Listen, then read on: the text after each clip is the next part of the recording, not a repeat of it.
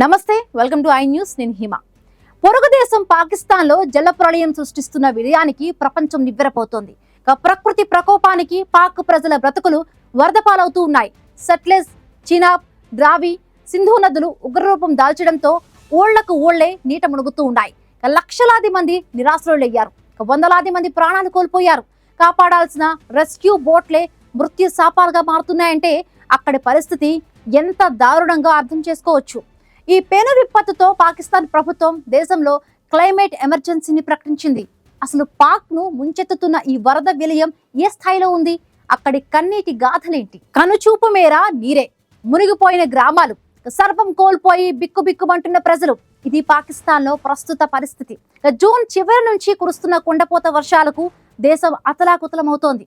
ఇప్పటి వరకు 900 మందికి పైగా జల సమాధి అయ్యారు. ఒక్క పంజాబ్ ప్రావిన్స్ లోనే 20 లక్షల మందిని, సింధు ప్రావిన్స్ లో 1.5 మందిని సురక్షిత ప్రాంతాలకు తరలించారు. నదులు మహోగ్రంగా ప్రవహిస్తూ ఉండడంతో వేలాది ఎకరాల పంట పొలాలు, లక్షలాది ఇళ్లు నీట మునిగాయి.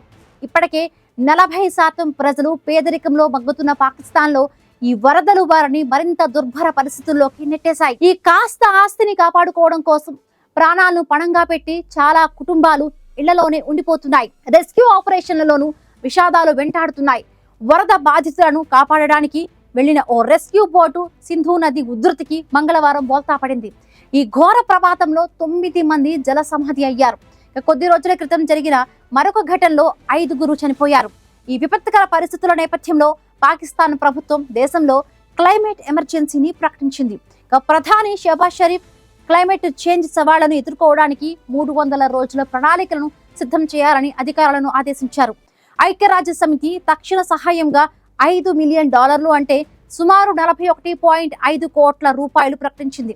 2022లో వచ్చిన వరదల్లో 1700 మందికి పైగా చనిపోయిన గాయం ఇంకా పచ్చిగానే ఉండగానే ఇప్పుడు మరొకసారి అదే విలయం పాకిస్తాన్ వెంటాడుతోంది. హిమానీ నదాలు కరగటం వల్ల ఏర్పడుతున్న కొత్త సరస్సులు ఎప్పుడు పేరుతాయోనన్న భయం అక్కడి ప్రజలను మరింత ఆందోళనకు గురి చేస్తోంది. మొత్తానికి పాకిస్తాన్ ఇప్పుడు ప్రకృతి ప్రకోపంతో భీకర పోరాటం చేస్తోంది.